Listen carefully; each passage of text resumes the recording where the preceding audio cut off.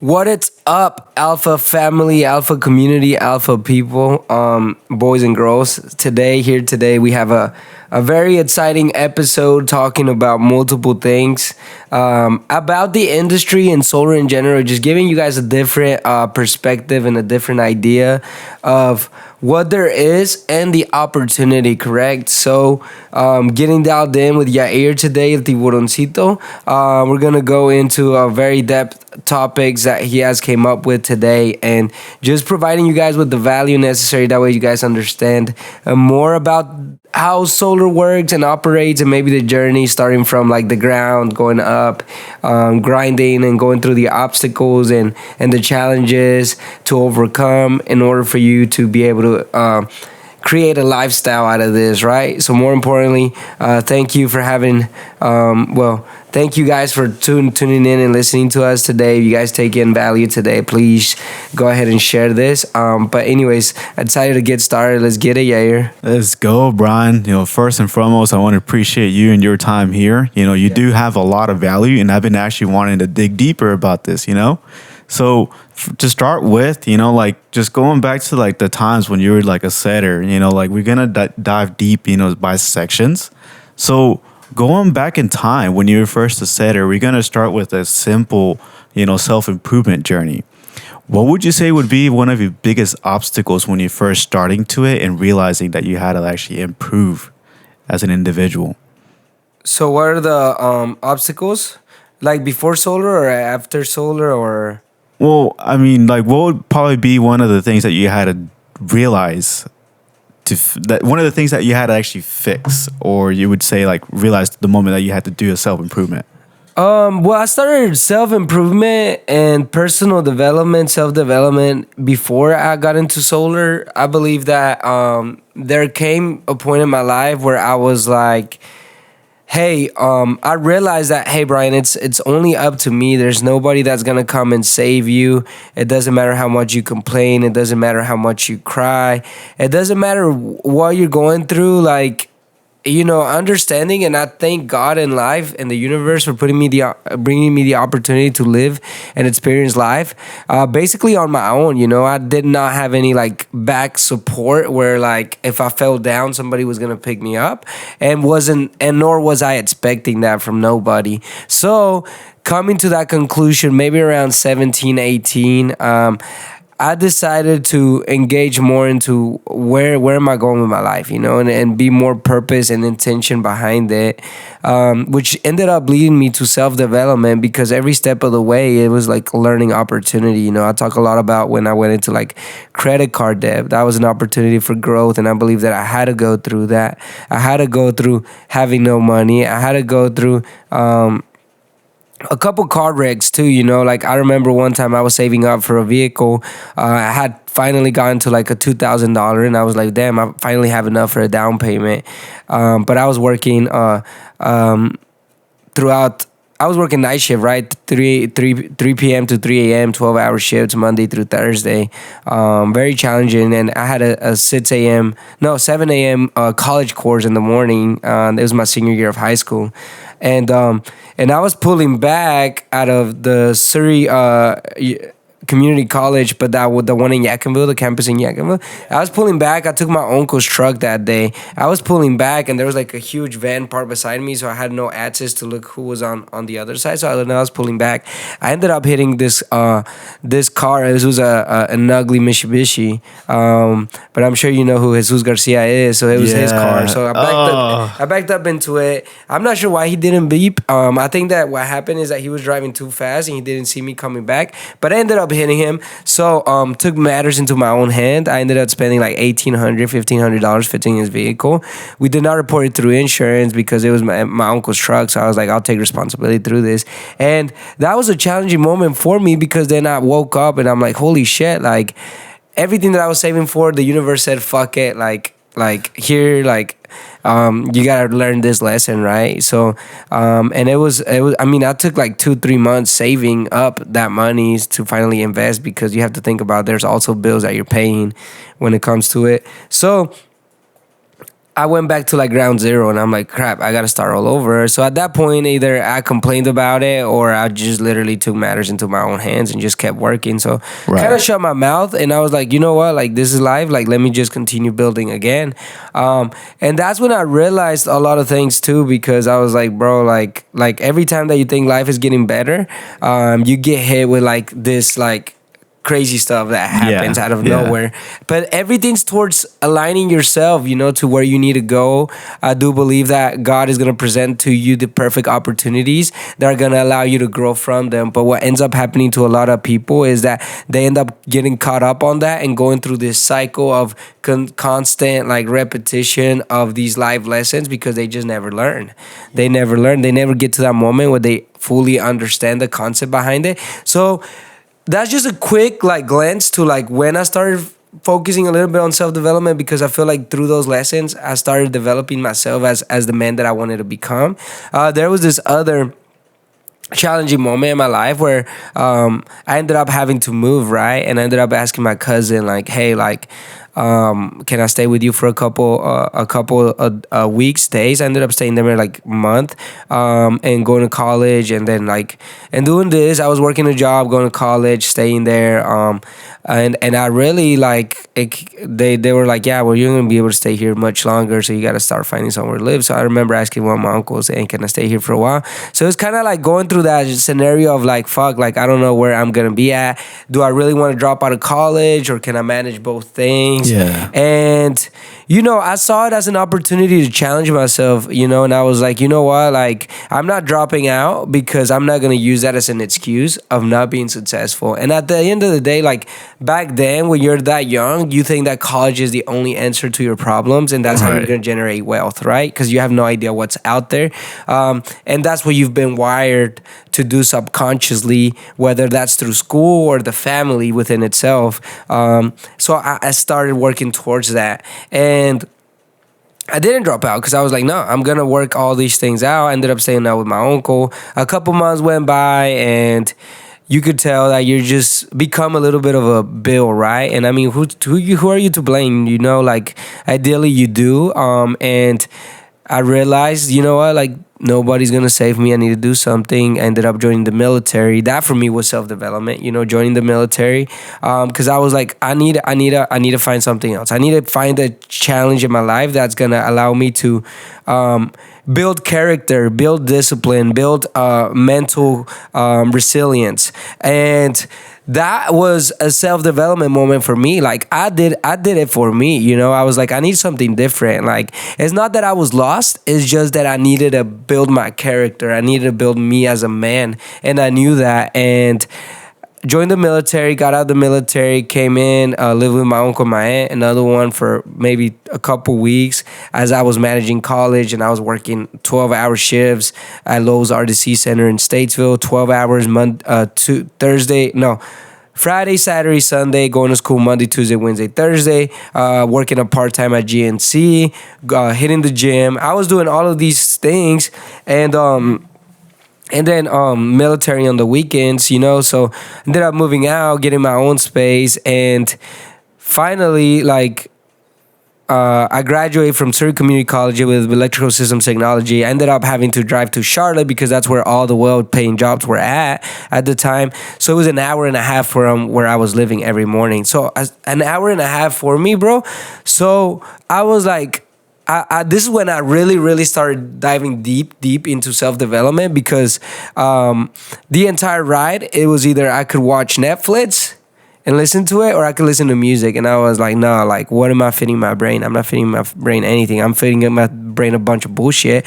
So that's whenever I started listening to books on YouTube, and I started watching or podcasts, right? Wow. So I was like an hour and a half every single day from there to Charlotte to back. I had to be there at 7 a.m. So I had to wake up like at 5, be out of the house by 5:30 to make it there on time. The entire time I was listening, I listened to TNETs, I listened to Think and Grow Rich, I listened to a couple other books, right? And I think Grant Cardone has another book that I listened to. I forgot the name of it right now. But I was already starting that journey without even realizing. And then my mind was more aligned, and then I realized that I wasn't gonna do that forever. So I was like, okay. I jumped into another opportunity. It was actually getting cold, and the moment that I started electrical, I was already looking at the future, and I'm like, bro, what am I gonna do when it's cold? Like, I don't like the cold, so I need to find something else, right? So, can you imagine doing electrical work, and then it's just you're doing new construction, you're doing these new apartments. When it's hot, I don't mind sweating, but when it starts getting cold and freezing, I'm like, bro, like I don't know if I can do this. So I landed a good opportunity with an alarm company, right?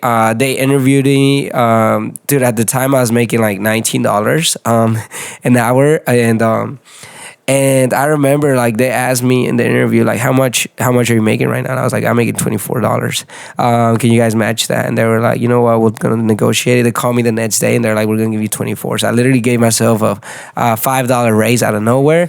They gave me a vehicle. They gave me a gas card. And dude, I started at 24. At the time I was like 22 years old. I thought that was a lot, but it wasn't. Yeah. I wasn't gonna settle for that. And I worked there for like the winter, and then I worked there maybe till like February, March again. Something poking in my brain is like, dude, you're made for something else. I started getting too comfortable, but I was still like, the beautiful thing about that job is that it allowed me to dive in deeper into self-development, right? Yeah. Because I was driving an hour everywhere I went. I would drive to the office, and then from the office, they would send me either to Charlotte, I would go to Morganton, I would go to Asheville, I would go to Greensboro to do like a programming of alarms. Like I would just go set alarms up. But then that's when I realized that the salespeople in the office, whenever I pulled up every morning, they were driving. One of the guys had a Mustang Shelby, and I was like, holy crap! Like these guys are driving good. They carry themselves with confidence, and they were all old, and I wanted to dive into that space. And at the time I was still working on my bachelor's because I did not want to settle. Of course I was not going to settle, but ideally, going back to this, is like everywhere I was driving, I was listening to podcasts. That's when I started investing into stocks. This is when COVID was happening and the market was just bullish, right? It was just going up, up, up, up, up. So at that time, and that short period I was investing all my money into stocks, and I was like, bro, the market never goes down. And we were going through this up cycle, so I just kept dropping money. And then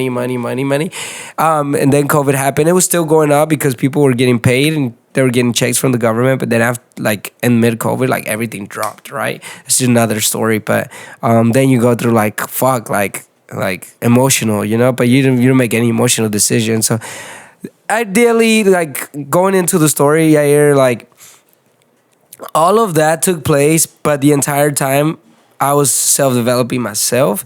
And then that's when I realized that sales was important, and that's where I wanted to do. So as soon as the alarm company, I left that in Statesville, moved to Greensboro. COVID happened. I had no idea what I was going to do with my life. I remember that it took me 2 weeks to find my next opportunity, and I was just applying to jobs, but I always had faith that helped me out. I was never stressed. So like, what am I going to do next? What am I going to do next? I was very intelligent with my money at the time. I understood how money moved.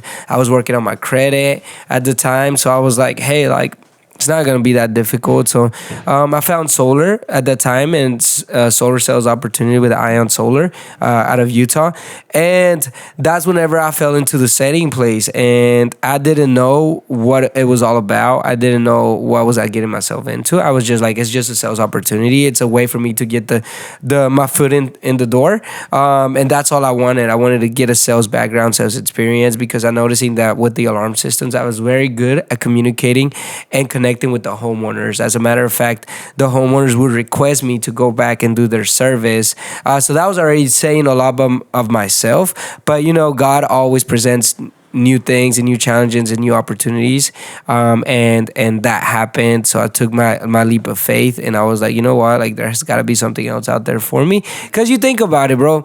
A job starts you in at 24. They give you a vehicle. They give you a gas card. What do you have to worry about, bro? I remember I would clock in the moment that I got in my car. Like I would literally clock in, and I was like wherever I was going. Sometimes I had to go to the office. Sometimes I didn't have to go to the office. They would be just show up at this construction site. As long as I showed up at 8 a.m., I was good to go. So many people would have stayed comfortable with that. So many people would have been like, yo, like so many people in my shoes would have been like, yeah, like this is cool. Like let me just stay here.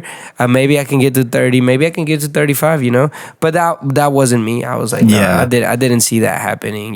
Yeah, Brian, and it seems like from what I'm actually experimenting with you, it's like it seems like since you were pouring into that personal development beforehand, and you were actually like open-minded to this, you were able to like see a little further. Like you actually had some clarity too. Yeah, to some extent.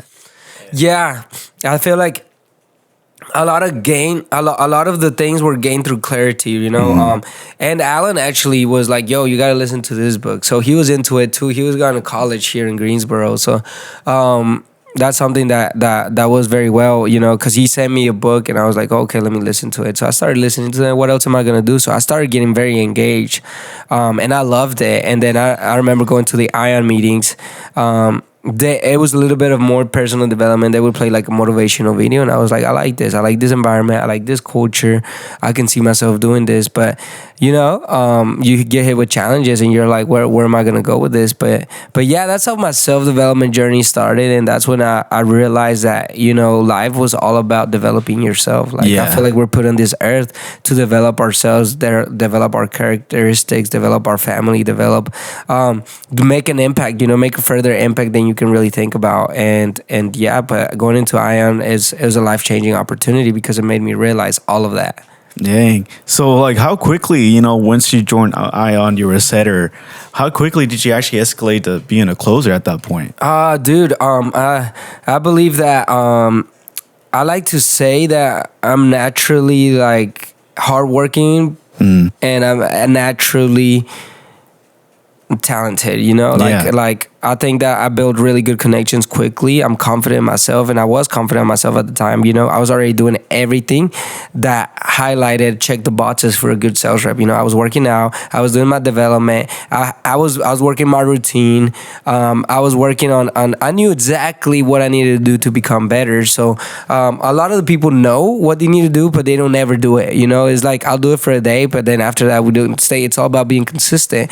So I realized setting appointments was going to be something simple but challenging at the same time. Is like in this world there's no good without bad. Same exact thing. It's going to be easy, but it's going to be challenging. So it's going to be easy, but it's going to be difficult. And if you think about it, that's the doors. It's going to be it's simple, but it's also complex at the same exact time. So going into the doors, dude, I mean, I was going out there. Maybe the first day that I went out there by myself, I got an appointment, and that was a huge win for me.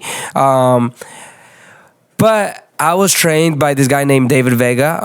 Love David Vega to death. I don't know what he's doing now with his life, but he's at Winston, and he's an old guy, maybe 35 years old, and super cool individual, Colombian, and he had a very systematic way of doing it, and I kind of felt in that way, and I was like, you know what, let me do it. But he was a little bit of a robot. So as soon as I started getting experience through all these other guys, I was like, wait, I can be myself. I can be natural, and I can be, because I was doing it like in a robotic way. So as soon as I started being myself at the doors, and I just started being Brian, I started getting more engagement. I started getting more appointments, and I was getting like 10 appointments a week, 12 appointments a week. I remember Ion was very good with their app. They had an app for all the Ion community, all the Ion company and their reps, and you could see what the Texas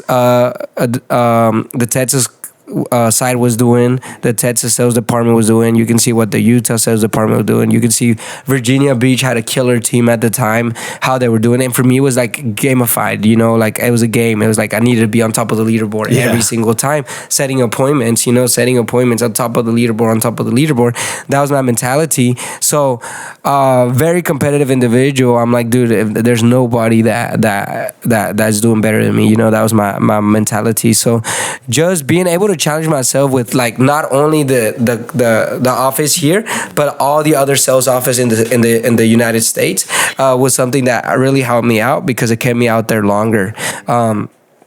And I literally set appointment for 3 months, and then I started closing deals. Wow. Yeah, I Wow. started closing deals, but I gave myself that opportunity because the company that I was working with, I was setting so many appointments, but my deals weren't being closed. But I remember I would go inside the house and I would eat dinner with these guys, and they're like, "Yeah, well, your energy analyst is gonna come back tomorrow." We didn't have like walk-ins, like Yeah. we didn't have a system where like you'd set the appointment right now, you can have the closer go in like we do right now.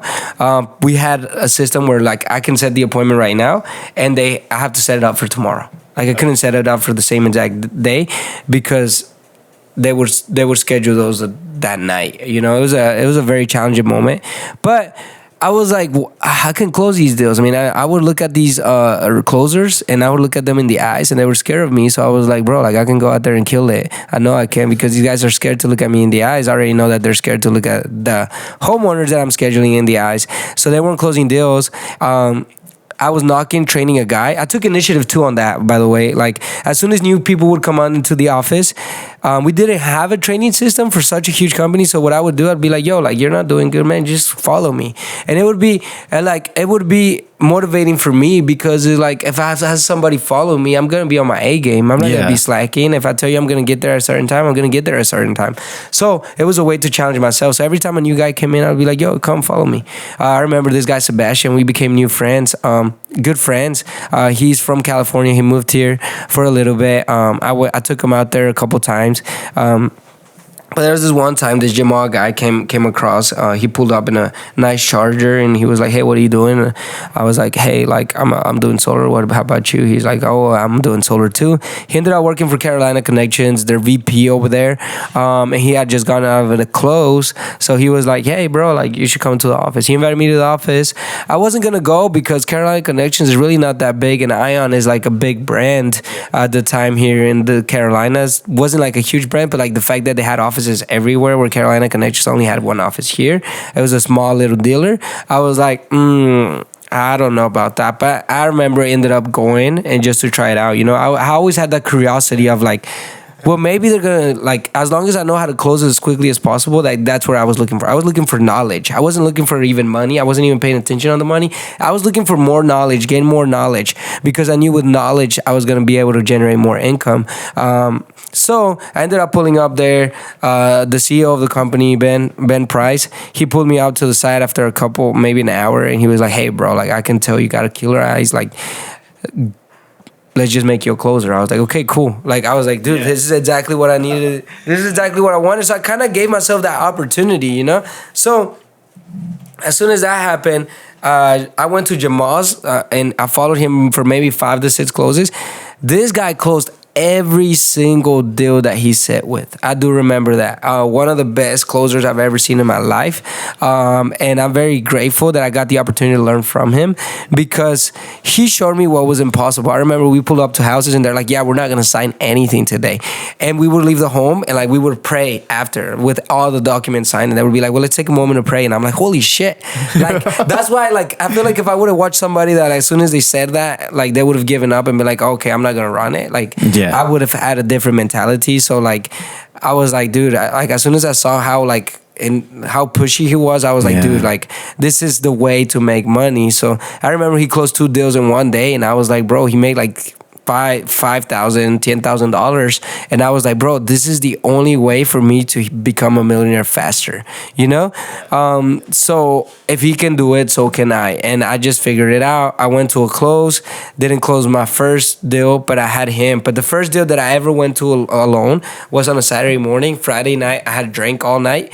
Woke up hungover. I pulled up to that Saturday appointment. These guys were from New Jersey. I remember at the door, I knocked it. It's a very like nice neighborhood in Kernersville. Nice houses, 300K plus. They had solar in New Jersey.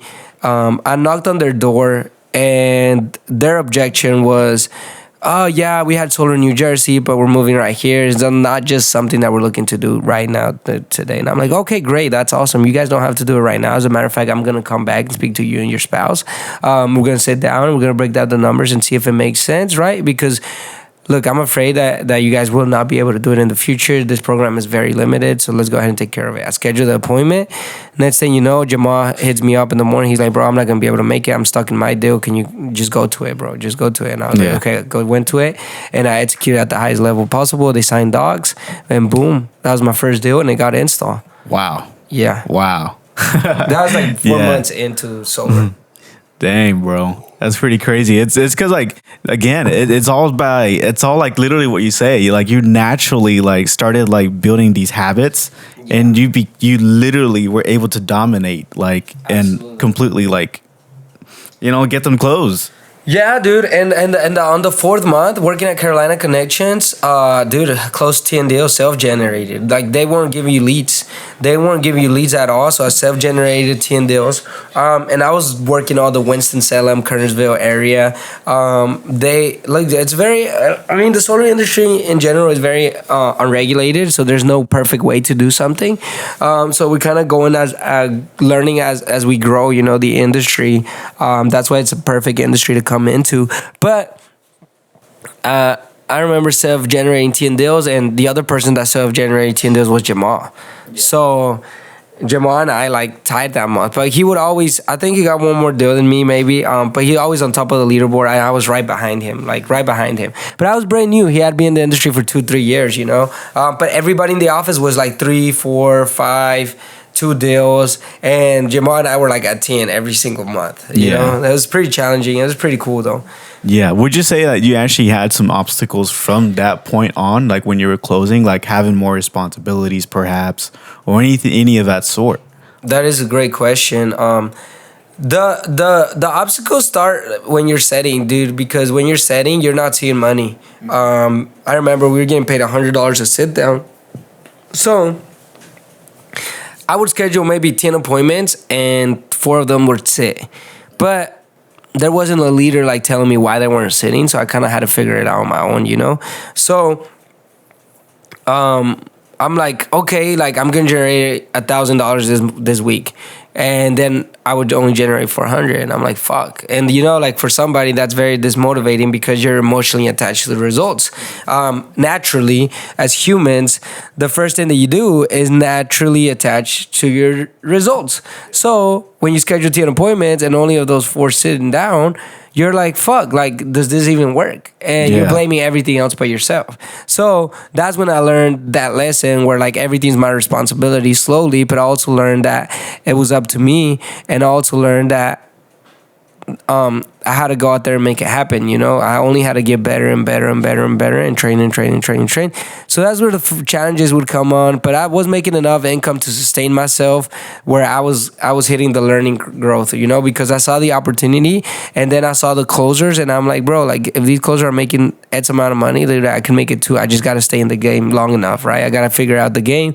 So I gamified that. How long could I do it? I would push and I would pressure the leaders. Yo, I need to become a closer. And it's one of those things where, like, we can't make it happen just right off the bat. Like, they would set up standards and barriers, and they were giving me like 10 appointments. Like, you need to get 10 appointments a week, and I was hitting that, but they weren't making me a closer. So I kind of became my own closer with the other company.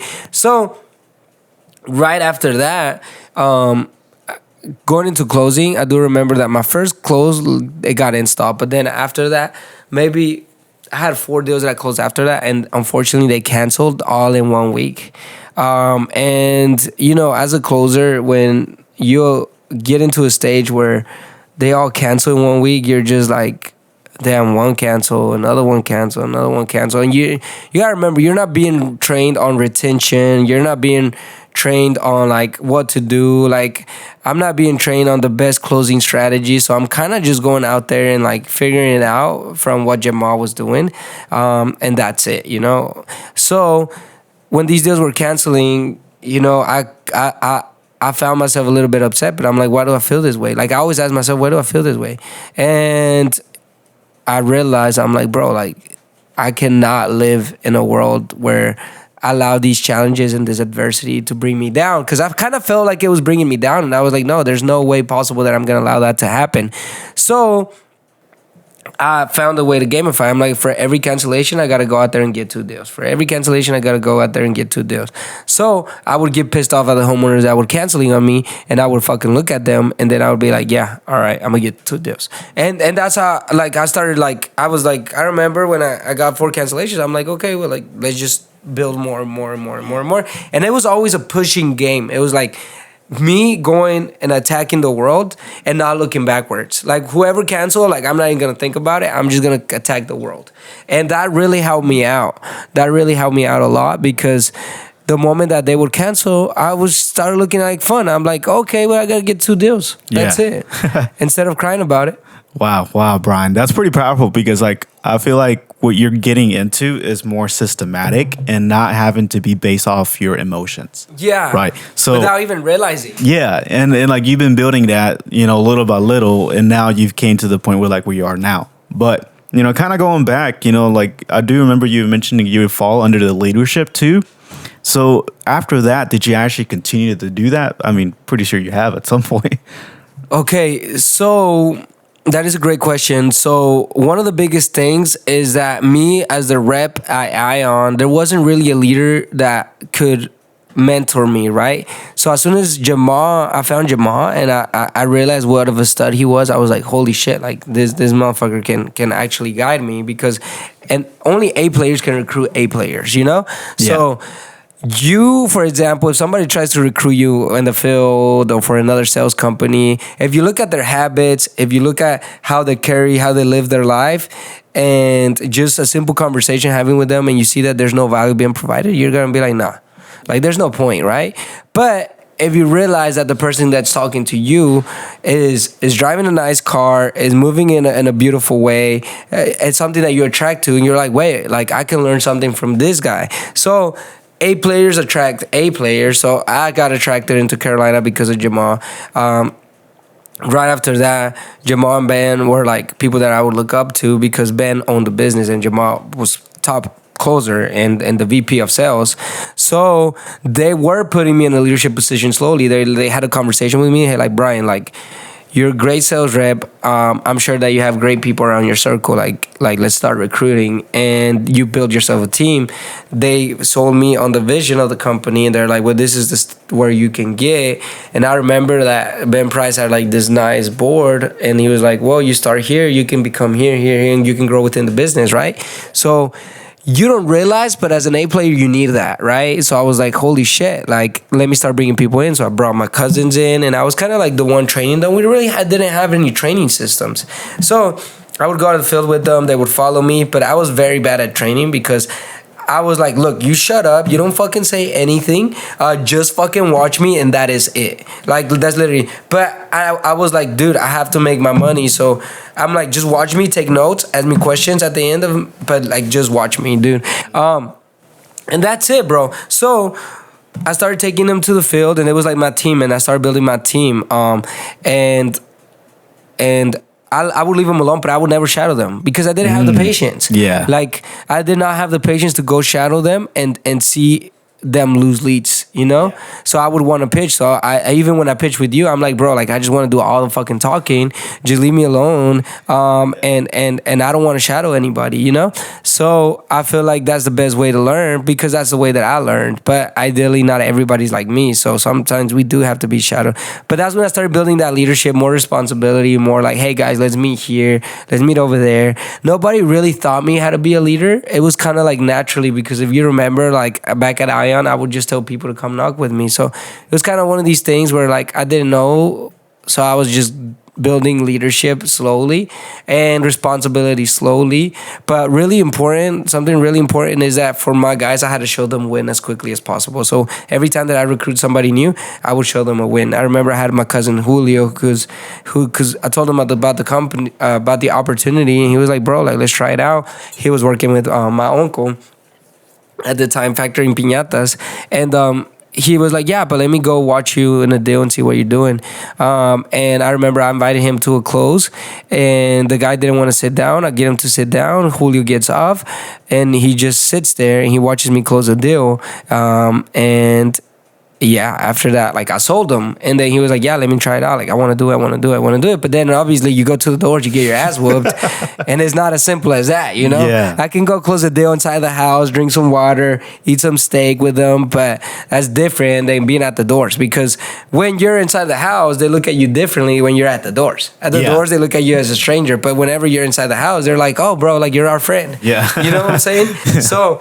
Naturally, yeah, dude. That's when I started building that leadership, and I realized that the faster they got wins, the better. Where I really started building leadership was at this other company, Integrity Solar, which is no longer in business because I was running it. So what ended up happening is that the guy reached out to me and he's like, "Hey, Brian, like I'm starting my own thing." This was Ion's district manager, right? Yeah, Ion like fell through the cracks. They weren't doing good. So, and it's obviously because of the leadership, right? So everybody went their own parted ways from that. And he invited me to go eat, and we went to eat. We went to drink some coffee at Starbucks, and started selling me on the money. And then I realized that we were really getting very low margins at Carolina compared to what the industry had. So I was like, all right, well, let's do it. Let me put in a deal. Let me put in a deal. So I was putting in deals slowly, and then I started getting paid for them. And I'm like, holy crap, like this is a lot of money. So, I had a team already. So I brought my guys with me. And I started recruiting without even asking for like a leadership. I was just believing the opportunity so much. I'm like, bro, I got to teach others how to make money. But not only that, I looked at every solar deal where like, I was like, North Carolina, like I need every single person going solar to also have a little bit in my bank account, you know? So I was like, I can pitch into my bank account slowly. So I'm like, there's so many houses that don't have solar. The opportunity is amazing. Like I gotta figure out a way where like I can close more deals in order to make more income, in order to guarantee that everybody that's putting solar on top of the roof is going into my bank account. Yeah. So I started recruiting all these guys, and I'm like, well, they started all setting appointments for me. So I had like 5 people setting appointments for me, and I was closing like 3 to 4 deals a week, right? So then the company gives me the position of closer manager or district manager, and then I just started building closers after that, more responsibility. But I was all in, you know, it was my lifestyle. You know, it was like, this was all I was doing, because I realized that sales is a lifestyle. It's not like you clock in and then you clock out and you're like, okay, I can forget about it. Let me go home, watch Netflix. Dude, it was something that I was doing 12 hours a day. You know, it was like, I would just sleep, eat, and then do solar all day, every day, either solar, recruiting, and that's all I was doing. And I fell in love with the game, honestly. I was like, dude, this is so fun, bro, because right now we're having a podcast. Later we can go eat. Later we can go hit the doors, make a couple $3,000, $4,000, $5,000. When you become good, bro, you can just live whatever lifestyle you want. Yeah, that's very true.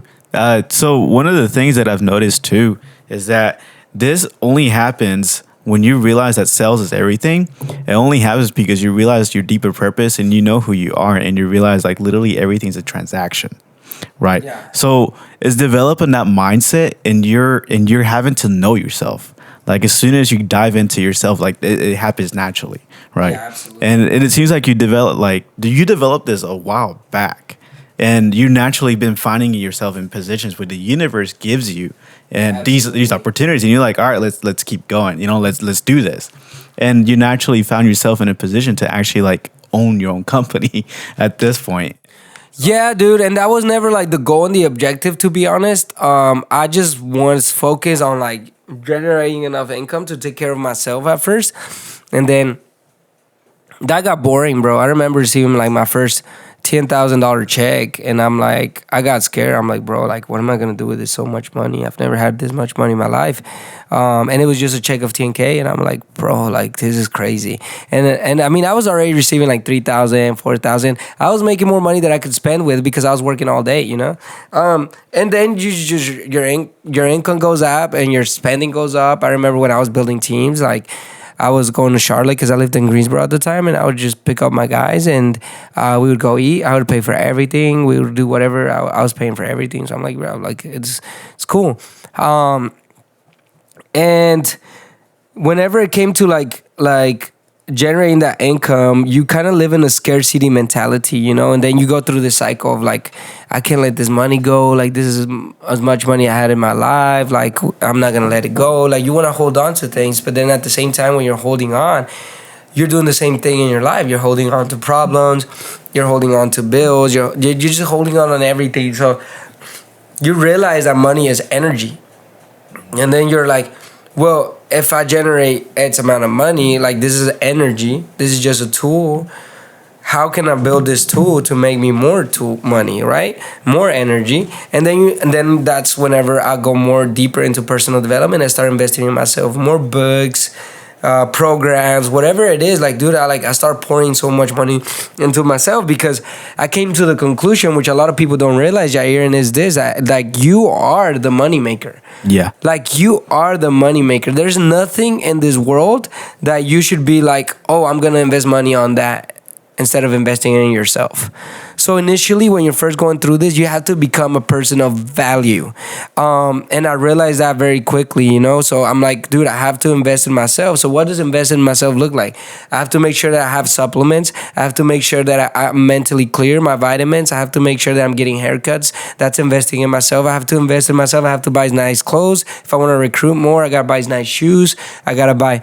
And then people look at it like, oh, like, you're spending money on stupid ass shit, and they don't realize the purpose of living is like, you have to invest in yourself to generate more income. You know, I might wear a $500 shirt when I go to an event, and a lot of people might be like, oh, well, like, he's got money to spend it, but like, it's like, bro, but like, what's the difference between wearing a $10 shirt with a $500 shirt? There's not really a difference, you know, because you wear a $10 shirt and everybody looks at it, it's cool. You wear a $500, they had serve the same exact purpose, but it's like the fact that you're wearing a $500 shirt already like shows like, okay, like, he's doing well for himself. He's generating income.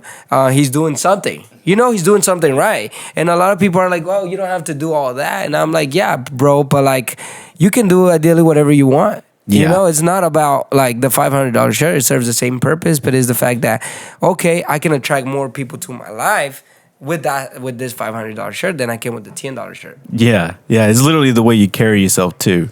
Absolutely. You carry yourself with more value. Obviously, you're going to be attracting that crowd too. And investing in yourself too. With like, I had like 5 gym memberships at the time because I was driving everywhere, and I'm like, no matter where I go, I need to have a gym. So it's like, people don't even want to invest in their life, like their body, you know? And it's like, I started looking at like everything, like, I need to invest in myself. I need to generate more money. I need to generate more income. And at the end, ideally, like, long term, like, you start generating more money. You start generating more income because you're pouring more into yourself. If I'm going to the gym, if I have 5 memberships, Jair, like, I have to go to the gym. Yeah. No matter what. It's like, bro, who's going to pay for 5 memberships and not go to the fucking gym? So I had to go to the gym because I was paying for 5 memberships. So it was kind of like, I got to get my money worth. So, and no matter where I was, I could be in Raleigh, I could be in Charlotte, I could be in Greensboro. There was always a gym because I had 5 memberships. So I'm like, 0 excuses to not go to the gym. Absolutely. What am I going to say? Like, oh, I don't have a gym membership here. Like, so I'm not going to go to the gym. No, like, you don't give yourself an option. The reason why people are not successful is because they give themselves an option. They negotiate it. Yeah. You don't negotiate your goals. You don't negotiate yourself.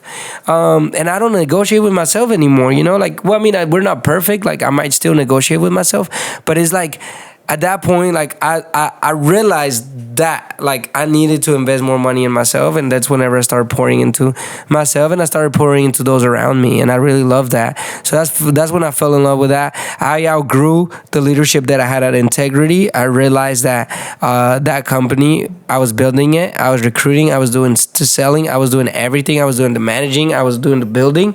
So right after that, that's whenever I decided to start Alpha. Wow. There's so many things are clicking already, but so fortunately that's like the time now, you know, like, I wish I could keep talking, but like, we do have to keep going for the meeting here in a bit. So guys, like, if anything, comment down there and actually, like, you know, there's so many things that click, and like, you know, like, just comment down there what clicked on y'all about, you know, whichever level of life y'all in. And just like building a community, within each other here. We're all here to help each other out.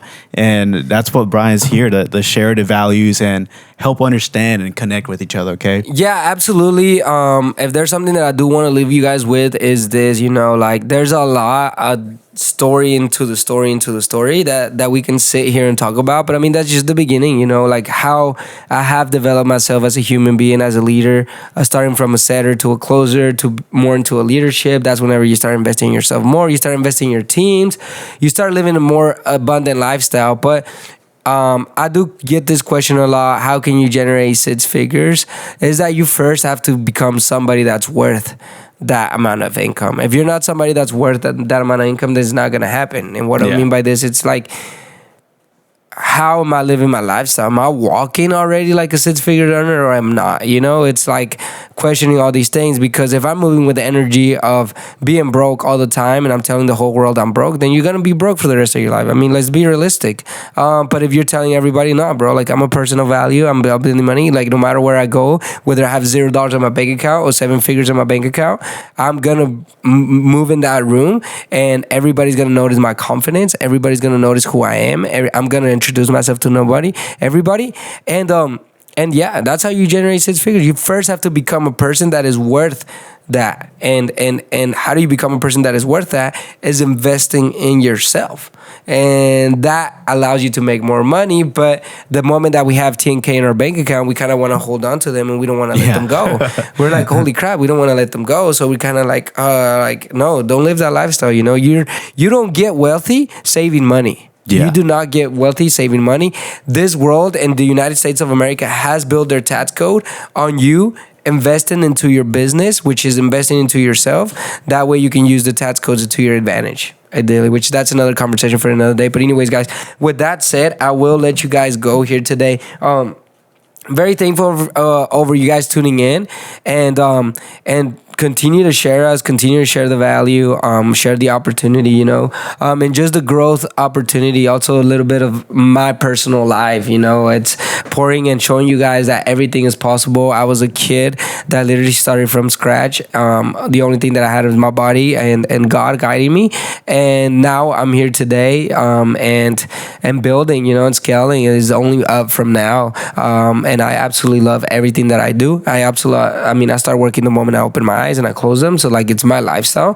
I don't separate life with work. It's all the same thing and it's joyful. All right. Well, let's get it. Thank you guys.